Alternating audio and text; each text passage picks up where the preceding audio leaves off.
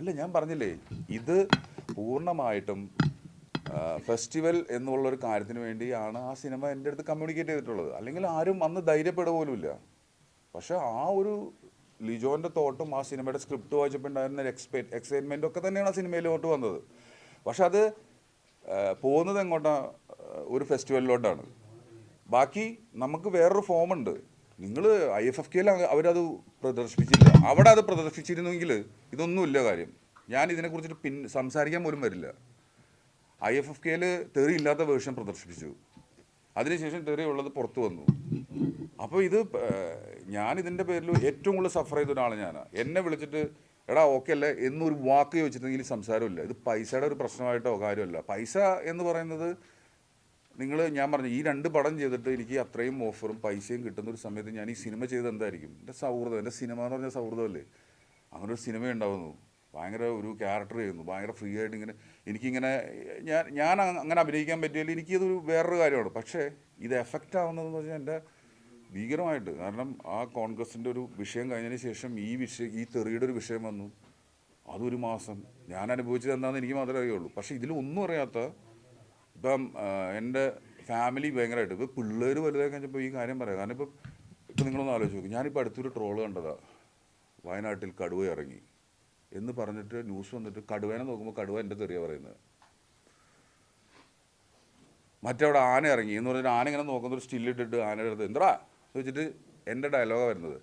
അതങ്ങനെ വന്നുകൊണ്ടിരിക്കും. പക്ഷേ ഇത് എന്നെ എഫക്റ്റ് ചെയ്യുന്നതെന്ന് വെച്ച് കഴിഞ്ഞാൽ എനിക്കിത് കാണുന്നത് ഞാൻ വേറെ കാഴ്ചപ്പാടില്ല. ഇത് എൻ്റെ ഫാമിലിയെ എഫക്റ്റ് ചെയ്തപ്പോൾ എൻ്റെ മോള് പറഞ്ഞപ്പോൾ എനിക്ക് എഫക്റ്റ് ചെയ്തു. അത് ട്രിഗർ ചെയ്തതിൻ്റെ പിന്നാലെ ഈ ഒരു ഇൻ്റർവ്യൂ വന്നു കഴിഞ്ഞപ്പോൾ ഞാൻ അതിലിരുന്നിട്ട് അതങ്ങ് പറഞ്ഞു പോയി. ഞാനത് പറഞ്ഞു. അല്ലെങ്കിൽ ആ മാറ്റർ ഇപ്പോഴും എൻ്റെ ഉള്ളിൽ, ഞാനത് എത്രയോ പേരോട് സംസാരിച്ചിട്ടുള്ളത്. ഞാൻ ഈ സാമ്പത്തിക കാര്യം ഇവരുടെ എല്ലാവരുടെ അടുത്ത് ഞാൻ ചോദിച്ചിട്ടുള്ളത് എപ്പോൾ ഈ സിനിമ വിറ്റ് ഭീകരമായ ലാഭം വന്നതിന് ശേഷം മാത്രം. അതിനു മുമ്പ് വരെ സംസാരമില്ല. ഇതൊരു ഫെസ്റ്റിവൽ പടമാണ്, ടോക്കില്ല.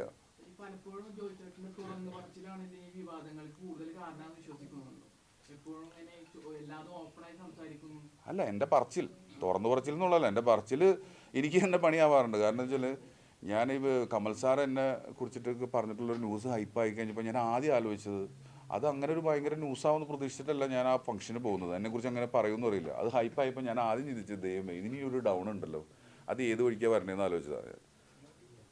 അപ്പോൾ അത് വന്നു. കാരണം ഈ ഇൻ്റർവ്യൂ കഴിഞ്ഞപ്പോൾ തന്നെ പറഞ്ഞു എന്നെ ആരും പ്രശംസിക്കുന്നില്ല എന്ന് പറഞ്ഞ് ഞാൻ കരയുന്ന പോലെ പറഞ്ഞു. ഞാനതല്ല ഉദ്ദേശിച്ചത്. എന്നെ ആരും പ്രശംസിച്ചത് കൊണ്ടോ എന്നെ പറഞ്ഞുകൊണ്ടല്ല ഞാൻ ഇവിടം വരെ എത്തിയത്. ഞാൻ പറഞ്ഞത് നിങ്ങളൊന്ന് ആലോചിച്ച് നോക്ക്. ഇവിടെ കഴിഞ്ഞ വർഷത്തെ ഏറ്റവും മികച്ച സിനിമ ചെയ്തിട്ടുള്ള ആട്ടം എന്ന് പറഞ്ഞിട്ട് ഡയറക്റ്റ് ചെയ്ത ആ ഡയറക്ടർ എത്ര പേര് സെലിബ്രേറ്റ് ചെയ്തു.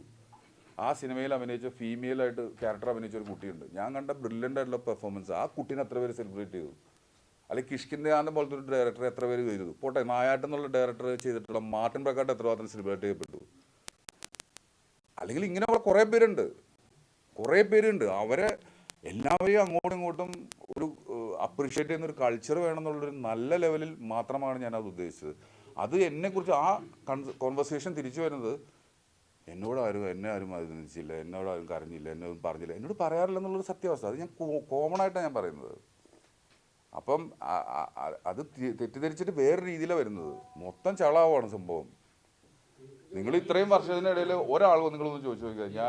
ഞാൻ ഒരു മിനിറ്റ്,